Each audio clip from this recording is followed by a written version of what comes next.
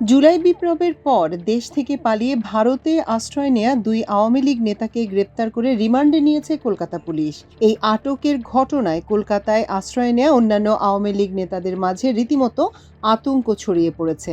পশ্চিমবঙ্গে শুভেন্দু অধিকারীর নেতৃত্বে ভারতীয় জনতা পার্টি বিজেপি সরকার গঠনের পর অবৈধ অনুপ্রবেশের দায়ে এই গ্রেপ্তারের ঘটনা ঘটল।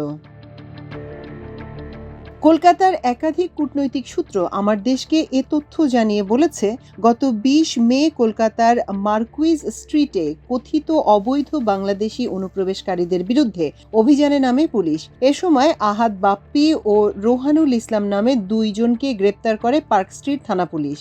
আহাদ বাপ্পি বংশাল থানা যুবলীগের সাধারণ সম্পাদক এবং রোহানুল ইসলাম সাভার থানা ছাত্রলীগের সাংগঠনিক সম্পাদক বলে জানা গেছে। আওয়ামী লীগের এই দুই নেতা গ্রেপ্তারের পর কলকাতায় অবস্থানরত একাধিক আওয়ামী লীগের প্রভাবশালী নেতা তাদের ছাড়ানোর জন্য নানাভাবে চেষ্টা করেও ব্যর্থ হন। পার্ক স্ট্রিট থানা পুলিশ গ্রেপ্তার হওয়া দুই আওয়ামী লীগ নেতার বিরুদ্ধে অবৈধ অনুপ্রবেশের অভিযোগে মামলা দায়ের করে। তাদের জিজ্ঞাসাবাদের জন্য ৭ দিনের রিমান্ডে নিয়েছে বলে ওই কূটনৈতিক সূত্রগুলো জানিয়েছে। এদিকে আওয়ামী লীগের এই দুই নেতার গ্রেপ্তারের খবরে কলকাতায় অবস্থানরত অন্যান্য আওয়ামী লীগের নেতারা রীতিমতো বিস্মিত ও আতঙ্কিত।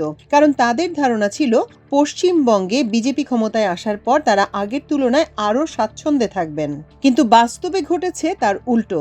কলকাতা সহ পশ্চিমবঙ্গের বিভিন্ন জেলায় কথিত বাংলাদেশি অনুপ্রবেশকারীদের সন্ধানে কলকাতা পুলিশের পক্ষ থেকে বিশেষ অভিযান শুরু হয়েছে। বাংলাদেশে জুলাই বিপ্লবের পর কলকাতায় আশ্রয় নেয়া শত শত আওয়ামী লীগ নেতার ভাগ্যে এখন কি ঘটবে তা স্পষ্ট নয়। পশ্চিমবঙ্গ নতুন সরকারের পক্ষ থেকে তাদের ব্যাপারে স্পষ্টভাবে কিছুই বলা হয়নি। এই অনিশ্চয়তার মাঝে আওয়ামী লীগের দুই নেতার গ্রেপ্তার বিশেষ তাৎপর্যপূর্ণ।